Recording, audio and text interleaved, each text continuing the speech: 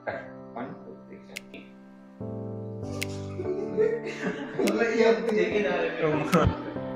तुम भैया क्या मेरे तरफ देख रहे हो ना? यही हालत है। ठीक है, बहुत अच्छा है। पॉडकास्ट के लिए आया हूँ जय अग्रवाल के। येलो लाइन आ रहा है ना? 1 2 3 स्टार्ट।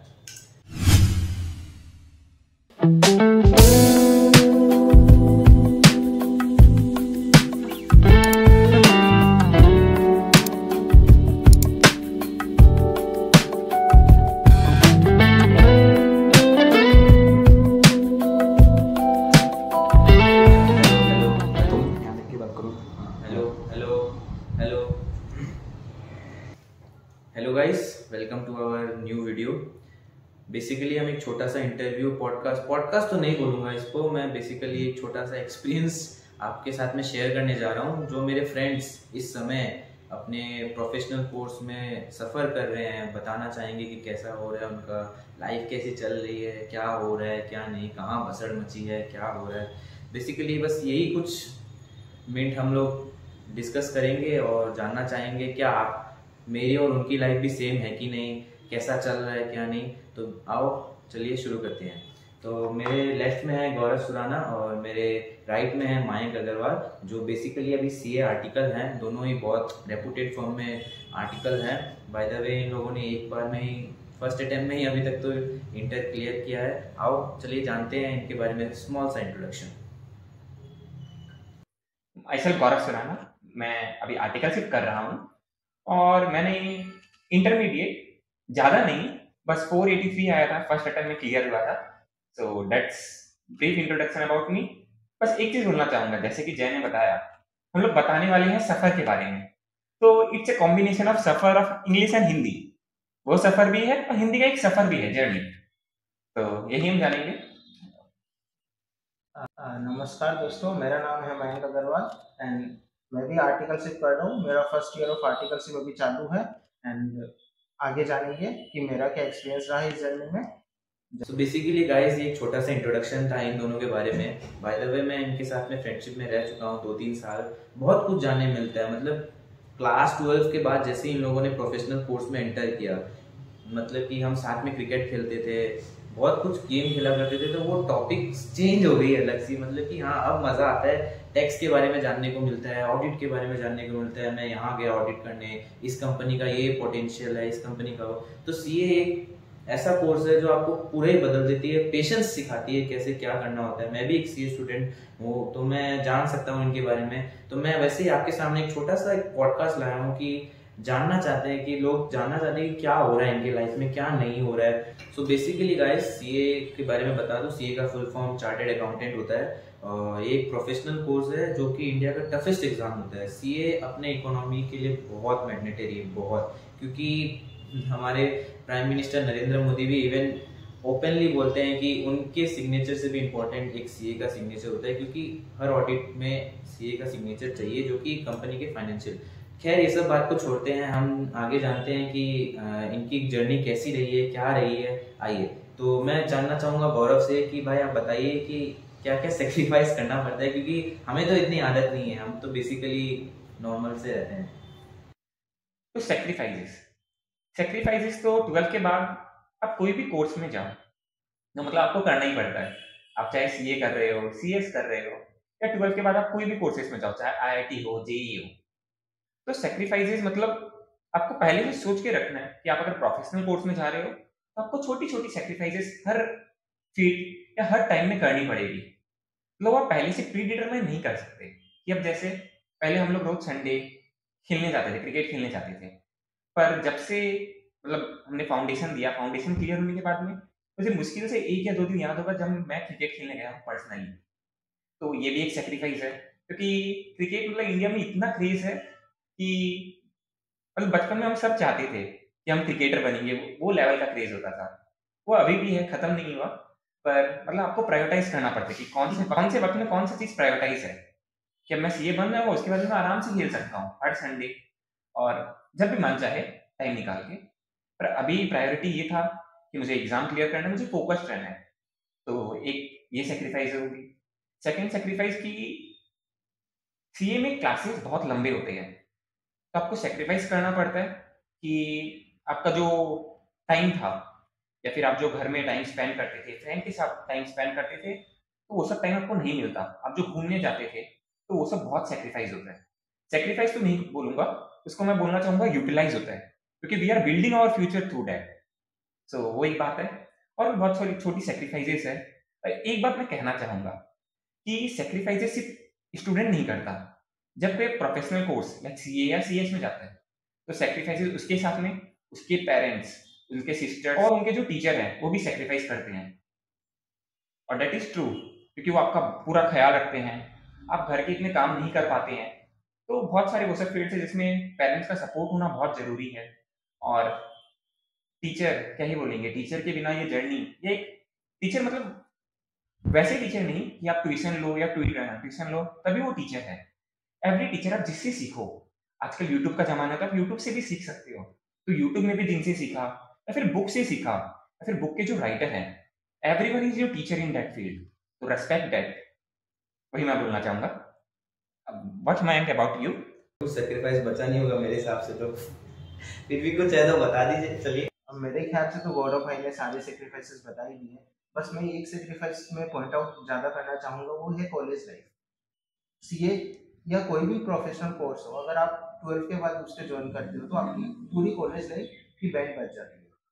आप कॉलेज लाइफ एंजॉय ही नहीं कर पाते। फिर आप दोस्तों की स्टोरी में देखते हो, ये क्लब में जा रहे हैं, पार्टी कर रहे हैं, आप घर में बैठ के बुक्स को पढ़ रहे हो, टीचर्स के लेक्चर्स को सुन रहे हो, मम्मी पापा के ताने सुन रहे हो घर में बैठ के।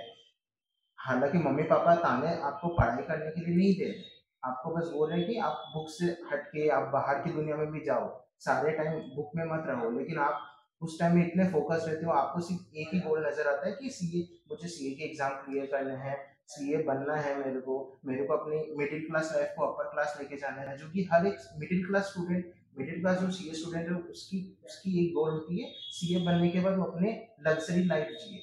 एंड सीए ही एक ऐसा कोर्स है, बाकी कोर्सेज हैं लेकिन सीए में मोस्ट प्रोबेबल चांस है कि आपकी जो लाइफ होती है वो मिडिल क्लास से हाई क्लास हो जाती है। तो ये सेक्रीफाइसेस आपको अभी के लिए इन्वेस्टमेंट लगेंगे कि आप इन्वेस्ट कर रहे हो अपना सही टाइम, ताकि आपको आगे जाके रिटर्न मिले। एंड हम लोग इसको सीए के टर्म में बोलते हैं लॉन्ग टर्म इन्वेस्टमेंट, जिसका आपको return through out the life मिलता रहेगा। तो गाइस बेसिकली सेक्रीफाइसेस है, बहुत सही कहा इन लोगों ने। मैं देखता हूँ बहुत, मेरे से कुछ फ्रेंड्स हैं जो यूपीएससी कर रहे हैं और बेसिकली बहुत कोर्स कर रहे हैं, मतलब उनका एक अलग ही अंदाज होता है कि भाई अलग ही लेवल पे चलते हैं, और इन दोनों का ही वैसे ही कुछ अंदाज है।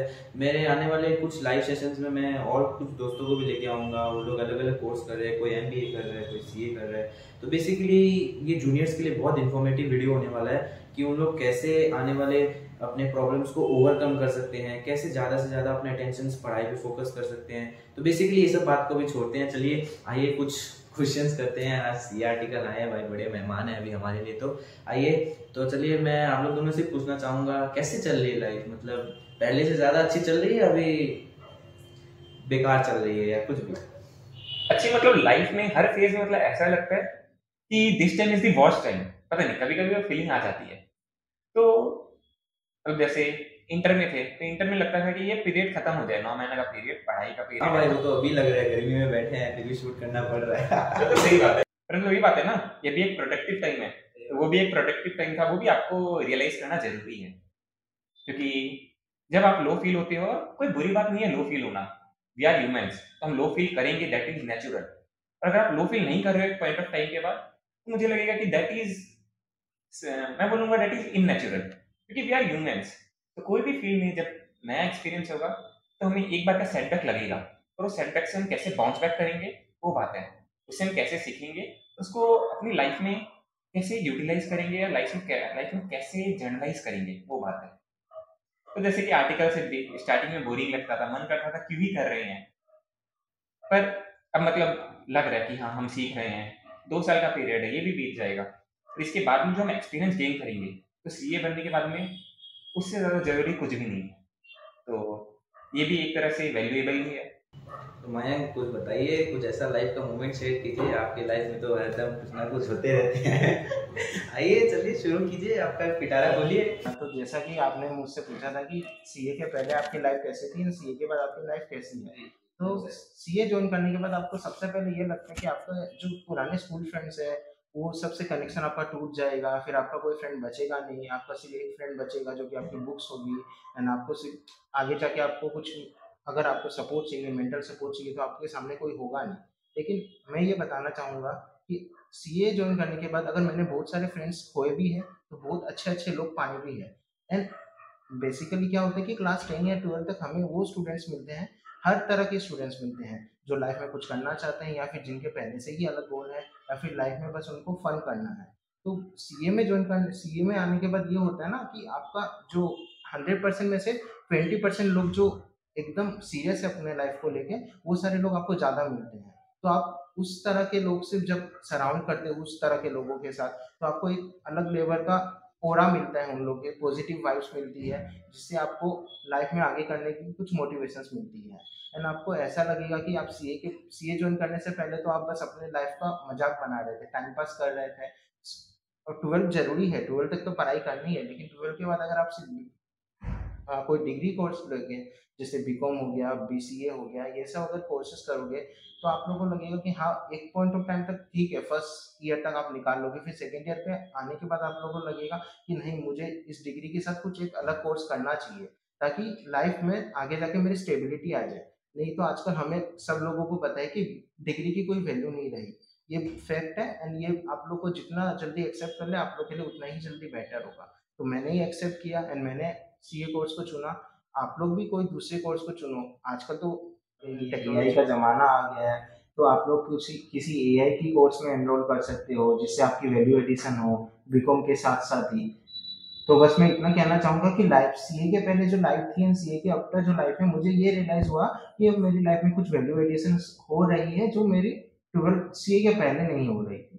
ये सिर्फ सीए की बात नहीं है, बाकी सारी प्रोफेशनल कोर्सेज में भी लागू होती है। अगर आप कोई अच्छे प्रोफेशनल कोर्स कर रहे हो, या फिर इंजीनियरिंग जैसे कोर्स कर रहे हो, JEE कर रहे हो, तो उसमें भी आपको पता चल जाएगा ये सारी चीज़ें। हाँ, एआई के बारे में अभी बहुत कुछ सुनने मिल रहा है। मैं एकदम से मैं बोलूँ, कहीं कुछ भी सेक्शन में ले लो, कहीं ले लो, एआई ना हो ऐसा लग रहा है नहीं। अब जैसे इंसान को हवा की ज़रूरत है, वैसे मेरे को लग रहा है टेक्नोलॉजी को, एआई की 100% ज़रूरत है। तो मैं ऐसी जस्ट नॉलेज के पर्पज़ पे जानना चाहूँगा, क्या एआई इफेक्ट करेगा मतलब इस कम्युनिटी को, कि ऑडिट लगाना है, रिटर्न लगाना है, इनकम टैक्स फाइल करना है, बेसिकली चाहे कुछ भी हो जो मतलब रेगुलर सीए करता है। तो मतलब इस टॉपिक में बोलने के पहले एक चीज़ मैं क्लियर करूँगा कि इस टॉपिक में मैं जो भी अभी बोलूँगा, it's my point of view, कि फ्यूचर में ये हो भी सकता है, नहीं भी हो सकता। सबके अलग-अलग पॉइंट ऑफ व्यू हैं इस टॉपिक के related. So what I think is कि एआई बहुत डेवलप हो चुका है। ये नहीं बोलूँगा हो रहा है, हो चुका है ऑलरेडी। कि हम अभी देख सकते हैं चैट जीपीटी 4 आ गया है, फिर कोपायलट आ गया माइक्रोसॉफ्ट का, और बहुत सारे ऐसे हैं। तो अभी तो हम लोग जब कुछ भी इंफॉर्मेशन हमें चाहिए, तो हम वो ऑटोमेटिक जनरेट कर सकते हैं। हमें मेहनत करने की ज़रूरत ही नहीं है। हाँ, एक चीज़ में मेहनत है कि वो एआई को प्रॉम्प्ट हमें देना पड़ेगा। तो हमें प्रॉम्प्ट देने में एक्सपर्ट बनना पड़ेगा, रेदर देन काम करने में, या फिर हमें क्या इन्फॉर्मेशन चाहिए उसको फीड करने में। क्योंकि फीडिंग का काम आजकल एआई कर ही रहा है। तो मतलब वो बोलते हैं ना कि जब जिसकी ज़रूरत होती है, आपको उस हिसाब से अपने आप को ढालना पड़ता है। तो वही बात है कि अब आपको इन्फॉर्मेशन फेच नहीं करना, बस आपको कमांड देना है। तो कमांड देना भी इसकी एक स्किल है, वो भी सीखना तो पड़ेगा ही। तो ह्यूमन का काम कभी भी कम नहीं होगा। जैसे एआई को जो कमांड देगा वो हम ही देंगे। जब तक हम कमांड नहीं देंगे, कोई भी एआई कुछ भी नहीं कर पाएगा। उसको कैसे पता कि आपको क्या काम करवाना है? आपको आईटी रिटर्न फाइल करवाना है, तो आपको क्या-क्या प्रोस्पेक्ट में चीज़ देखना है, क्या-क्या इन्फॉर्मेशन चाहिए। आपको फॉरेन एक्सचेंज में काम करना है, तो कौन से फील्ड में करना है, कौन से दिन करना है, उस दिन रेट क्या है, मार्केट रेट क्या है, तो बहुत सारी चीज़। और मयंक बताओ यार, तुम तो यार एकदम चुपचाप बैठे हो, कुछ बताओ यार इंटरेस्टिंग सा। ऐसा बंदा चुप रहे भाई, ऐसा हो नहीं सकता। आइए कुछ जानते हैं मयंक से भी। तो एआई एआई छोड़ो यार, एआई छोड़ो यार, ऐसी माथा खराब हो रखा है एआई के चक्कर में।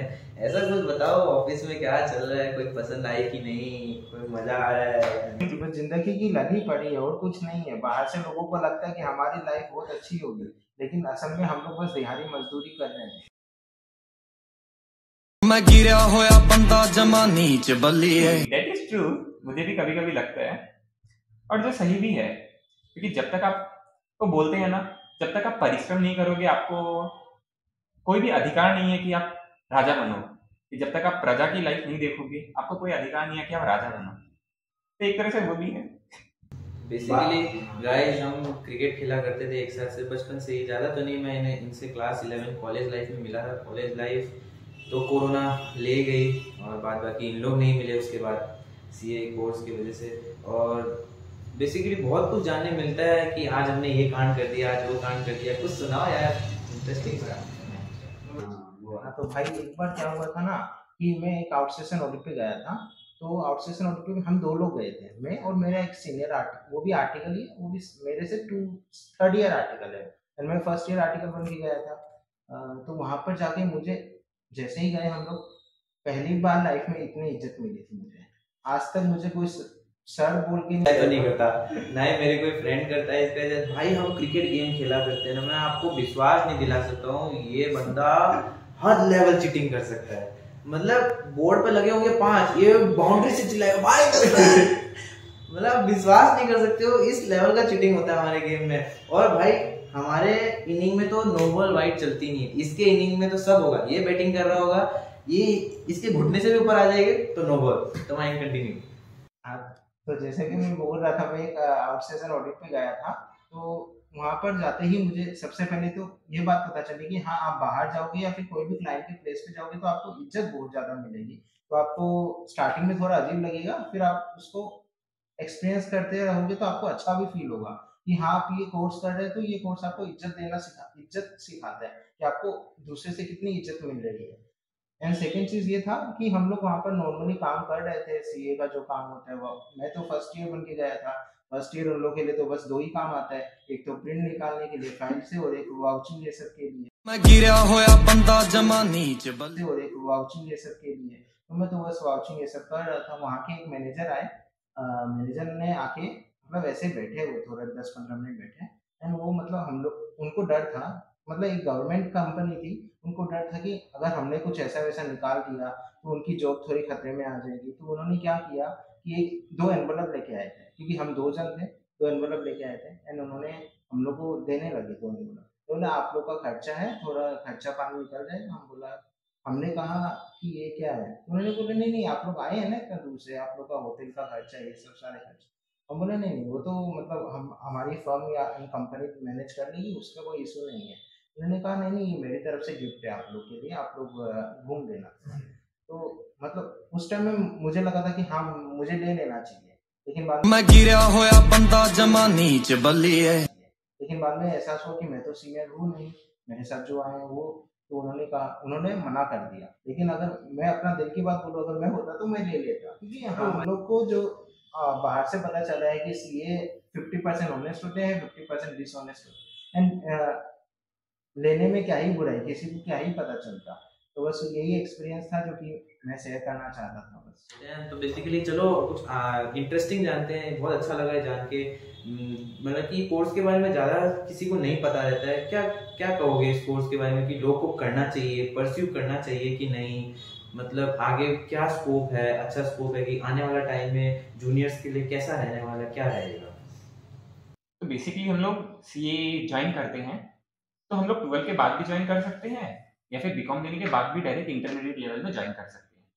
तो मतलब वो थोड़ा सा हेक्टिक रहता है कि आपको 3 महीना जब आप 12 के बाद करते हो तो थोड़ा सा हेक्टिक रहता है कि आप अगर डिग्री भी परस्यू करना चाहते हो तो आपको डिग्री भी करना होता है और साथ में फाउंडेशन एग्जाम देना पड़ता है, इंटरमीडिएट देना पड़ता है और फिर फाइनल देके आप सीए बन जाते हो। पर जब आप बीकॉम या डिग्री की बात करते हो तो आपको सिर्फ 2 एग्जाम देनी पड़ते हैं, एक इंटरमीडिएट और एक फाइनल।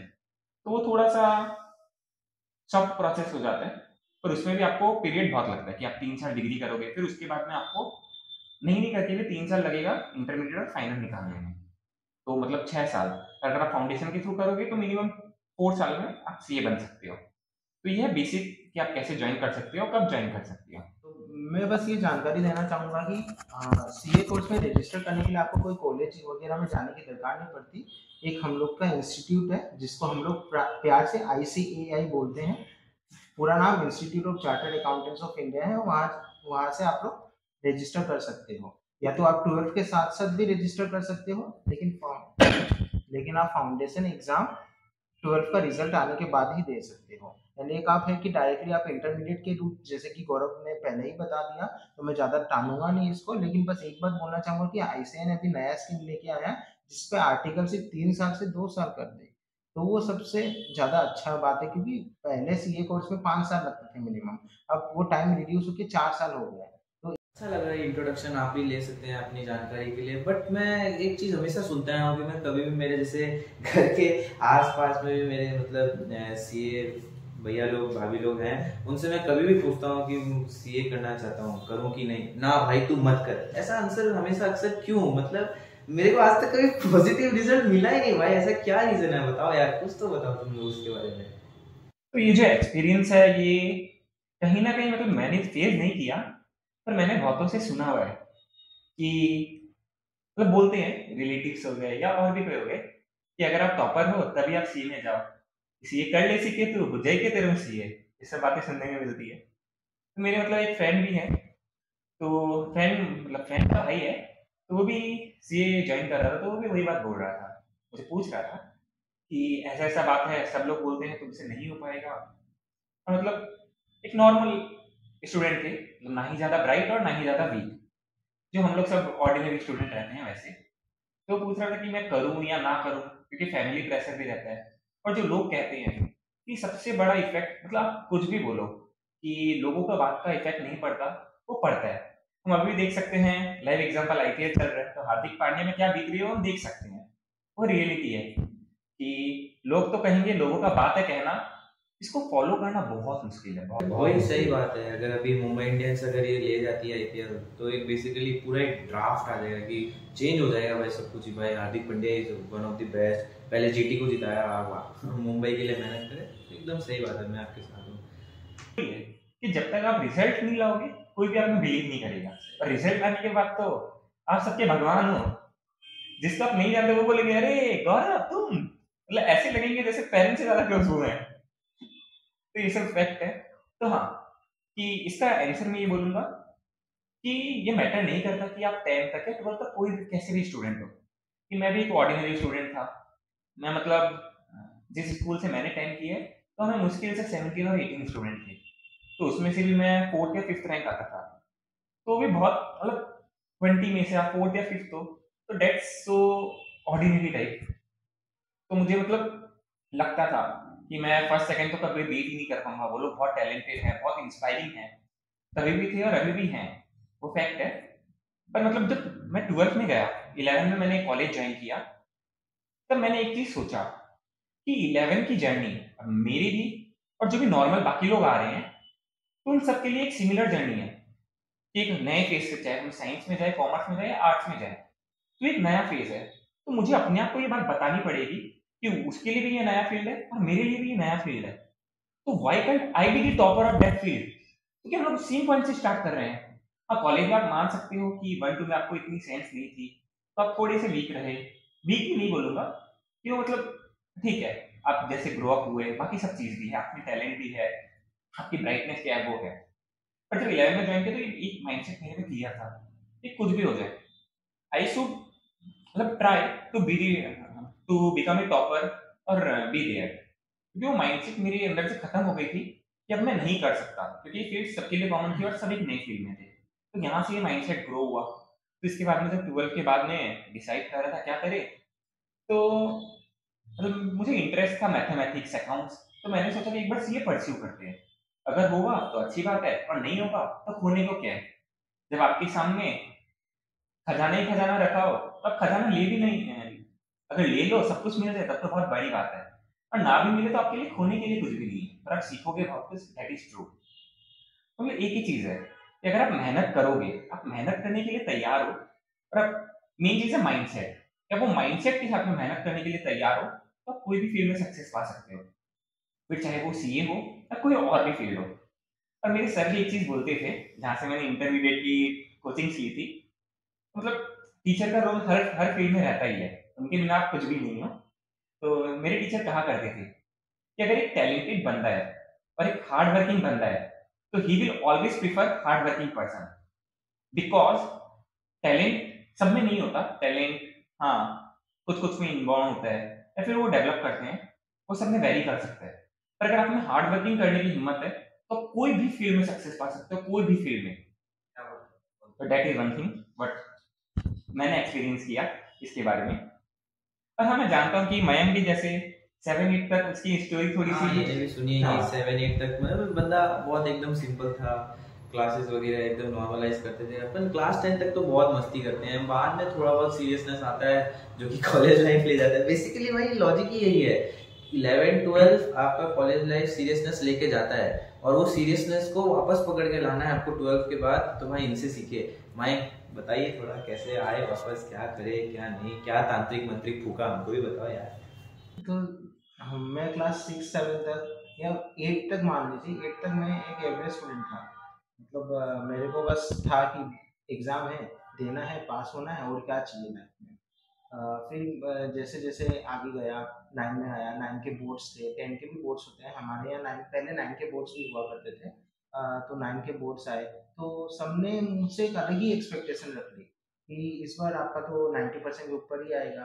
तो वो सुनते ही मेरे मन में ख्याल आया, ठीक है, आया तो ठीक, नहीं तो कोई बात नहीं, मैं ट्राई तो कर ही सकता हूँ। तो फिर मैंने 9 में थोड़ी अच्छी पढ़ाई की, जितना मैं मेहनत करता था उससे थोड़ी डबल एफर्ट की। तो 9 में मैं स्कूल में अपनी क्लास में फर्स्ट आया था। तो ये देख के सारे मतलब हैरान कि ये बंदा कहाँ से फर्स्ट आ गया। जो मतलब मेरे से आगे आने वाले बंदे थे उनके अंदर मेरे एक प्रकार की जेलसी आ गई कि ये हम लोग से आगे कैसे जा सकता है। नॉर्मल बात है, सारी स्कूल फ्रेंड्स में होती है। तो बस यही बात थी। फिर उसके बाद जैसे जैसे 10 में आया तो एक अलग सर्कमस्टांसेस मेरे लाइफ में एनकाउंटर हो गए, तो मैं पढ़ाई में इतना फोकस नहीं कर पाया। एंड मेरी एक कजिन की शादी थी तो मैं वहाँ चला गया। उस टाइम में मेरी पढ़ाई थोड़ी हिंडर हुई थी, लेकिन उसके बाद मैंने कोप अप किया एंड जैसे जैसे मैंने 10 में भी अच्छे स्कोर किया। एंड 10 में मैं स्कूल में सेकंड आया था, 9 में फर्स्ट आया था, लेकिन 10 में सेकंड आया। उस बात का मुझे कोई भी अफसोस नहीं है, क्योंकि मुझे कंपटीशन से लेना देना ही नहीं था। मेरे को बस अपने आप से था कि हाँ मैं करना चाहता हूँ तो मैं आगे बढ़ूंगा बस। इनफैक्ट मैं और मयंक एक ही कॉलेज में थे 11th-12th में। तो मुझे याद है कि मयंक का रोल नंबर 1 था, और जब मैं पहली बार मिला था तो मैं इससे ऐसे ही मिला था कि हाँ कि रोल नंबर 1 है। तो हमारे वहाँ में रोल नंबर मतलब ऐसे मिलती थी कि जिसको 10 में ज़्यादा मार्क्स है उसकी रोल नंबर 1, और जिसको सेकंड हाईएस्ट है उसको 2, वैसे करके। तो मतलब हम लोग इम्प्रेस रहते थे कि कौन है रोल नंबर 1। तो मिलने की चाह, तो वैसे ही मैं मयंक से मिला, फिर ग्रेजुअली हम लोग फ्रेंड बन गए। तो उसकी क्या जर्नी है, फिर कैसे आपने सीए ज्वाइन किया? हाँ, तो मैं क्लास 7 में एक कॉलेज में गया, वहाँ एडमिशन प्रोसेस स्टार्ट था। तो एडमिशन के लिए मैंने अप्लाई कर दिया। मैंने 2 कॉलेज में अप्लाई किया था, मुझे पता था मुझे एडमिशन तो दोनों ही में मिल जाएँगे। बस ऐसा था कि जिस कॉलेज में मैं जाने वाला था उस कॉलेज में कोई और मेरे फ्रेंड्स थे नहीं। तो मैंने वही कॉलेज प्रेफ़र की जहाँ पर मैंने सारे फ्रेंड्स जॉइन किया। तो फिर मैं उस कॉलेज में गया, एडमिशन हुआ एंड मुझे पता चला कि मेरा रोल नंबर 1 है। एंड सबको ये बात फैल गई, ये रोल नंबर 1 है। फिर मुझे लोग देख के ये सोचते थे कि ये रोल नंबर 1 कैसे हो सकता है? मतलब वो बोलते हैं ना, डोंट जज a book by its cover. वो मेरे साथ हो गया था। मतलब सबने मुझे जज कर लिया था कि पहले ही जज कर लिया था, रोल नंबर 1 से पहले ही जज कर लिया था कि ये रोल नंबर 1 हो ही नहीं सकती। लेकिन उसका उल्टा हुआ, मैं रोल नंबर 1 था एंड फिर लोगों को लगने लगा कि हाँ, ये तो है रोल नंबर 1। फिर उसके बाद मैंने रियलाइज़ किया कि हाँ, क्लास 11-12 तो चलो हो जाएगा। उस टाइम में कोरोना भी थी, तो चलो उस टाइम में मैंने यूट्यूब में बहुत सारे वीडियोज़ देखे, क्योंकि मुझे लगा था कि अब 12 के बाद मुझे कुछ अच्छा कोर्स करना है। तो उस टाइम में जब मैं यूट्यूब में सर्च कर रहा था तो मुझे 2 कोर्स ऐसे लगे थे कि हाँ, मैं कर सकता हूँ। एक तो था मेरा सीए एंड एक था सीएफए। फाइनेंस में बड़ा इंटरेस्ट था, मुझे अकाउंट्स में इंटरेस्ट था, मैथमेटिक्स मेरी अच्छी थी। क्लास 5 से ही मैथमेटिक्स बहुत अच्छी थी मेरी। तो फिर मैंने सोचा कि चलो मैं एक बार सीए कर लेता हूँ, अगर सीए हुआ तो ठीक, नहीं तो मैं सीएफए के लिए जाऊँगा। फिर जैसे-जैसे फाउंडेशन था, फाउंडेशन तो निकल गया क्योंकि फाउंडेशन तो बस बच्चा है। सीए के सामने फाउंडेशन बच्चा है, वो कोई भी कर सकता है क्योंकि पासिंग परसेंटेज बहुत हाई होती है उसमें। और उसके बाद फाउंडेशन जैसे-जैसे निकला, फिर आया इंटर का समय। तो मैंने आज तक लाइफ में अपने फेलियर को फेस नहीं किया था। आज तक जीवन में मैं फेल नहीं हुआ कोई भी एग्ज़ाम में। तो जैसे-जैसे फाउंडेशन दिया, फिर इंटर की प्रिपरेशन स्टार्ट की, तो स्टार्टिंग में तो सबको लगता है मैं झंडे गाड़ दूँगा, ईआईएम लेके आऊँगा, दोनों ग्रुप एक साथ दूँगा। तो जैसे-जैसे मेरी पढ़ाई स्टार्ट हुई, एग्ज़ाम का समय नज़दीक आया तो मैं डर गया था पूरा कि मैं दोनों ग्रुप दूँगा तो नहीं निकलूँगा, फेल हो जाऊँगा। तो मैं बेसिकली फेलियर से डर गया था। तो इसलिए मैंने ये सोचा कि एक ही ग्रुप करके दोनों अटेम्प्ट 2 अटेम्प्ट दूँगा, लेकिन एक ही ग्रुप करके दूँगा ताकि मुझे फेल होने का वो फेलियर मुझे फेलियर को फेस ना करना पड़े। लेकिन उसके बाद मुझे रियलाइज़ हुआ कि मैंने सबसे बड़ी गलती की, क्योंकि मुझे अंदर से गिल्ट होने लगा उसके बाद कि मुझे दोनों ग्रुप एक साथ ही देना था। चाहे वो एक टर्म डिफर करके दो या फिर दोनों एक टर्म डिफर करके दो, उसी टर्म में दे दो, लेकिन दोनों ग्रुप के लिए हमेशा ही जाना चाहिए, कभी भी जिंदगी में फेलियर से डर के पीछे नहीं हटना चाहिए। सबसे बड़ी लाइफ की सीख मुझे अभी तक यही मिली। उसके बाद बताइए अब अपने बारे में कुछ। और एक चीज बोलना चाहूंगा कि आप कुछ भी चीज हासिल कर सकते हो अगर आपकी वो माइंडसेट है, आपकी वो मेंटेलिटी है। और वो मेंटेलिटी आएगी कैसे? वो मेंटेलिटी का बस एक ही कारण है कि आप जो भी फील्ड में जा रहे हो, चाहे सीए हो, सीएस हो, यूपीएससी हो, या कोई भी फील्ड हो, बस एक चीज है कि आप वो जो कोर्स परस्यू कर रहे हो, what is the reason. You should ask yourself कि वो रीजन क्या है मैं ये परस्यू कर रहा हूँ। और वो रीजन आपके लिए इतना स्ट्रांग होना चाहिए ना कि फिर कोई भी आ जाए, क्योंकि डिमोटिवेशन लाइफ में आती रहेगी, तो सेल्फ मोटिवेशन इतना हाई होना चाहिए उस रीजन के कारण कि यू कैन परस्यू इट। चाहे आंधी आ जाए या कुछ भी आ जाए, चाहे you are on a dying situation, आप मरने वाले हो, फिर वो डेडिकेशन रहना चाहिए, वो रीजन स्ट्रांग रहना चाहिए कि आप वो परस्यू करोगे। तो अगर वो रीजन स्ट्रांग रहेगा तब कुछ भी हासिल कर सकते हो, और वो स्ट्रांग मेंटेलिटी के साथ। सो गाइज, इनसे आज जानकर बहुत अच्छा लगा। मेरे कुछ फ्रेंड्स आए, मेरे को अच्छा लगा। तो बेसिकली एक छोटा सा इंटरव्यू आप ले लो या पॉडकास्ट ले लो, और भी बहुत मैं लाना चाहूँगा आप सबके सामने। आने वाले समय में मैं अपने कुछ इंटरेस्टिंग फ्रेंड्स को बुलाऊंगा, इनसे भी जानकर बहुत अच्छा लगा। आप बताइएगा कमेंट सेक्शन में कैसा लगा कैसा नहीं। और एक बात आखिर में गौरव ने बहुत अच्छी कही, जो दिल को लुभा गई है। आने वाले जो जूनियर्स है, सीनियर्स इवन, उनको भी पता लगना चाहिए कि हाँ भाई, मैं इनसे लाइफ रिलेट कर पा रहा हूँ, ये ही हो रहा है हमारे लाइफ में, ये नहीं हो रहा है। होप सो गाइस आपको अच्छा लगा, और मैं इन दोनों को भी थैंक यू कहना चाहूंगा। और hope so you have a great future ahead. आपका फाइनल एग्जाम के लिए best of luck, best wishes. Thank you. Like and subscribe.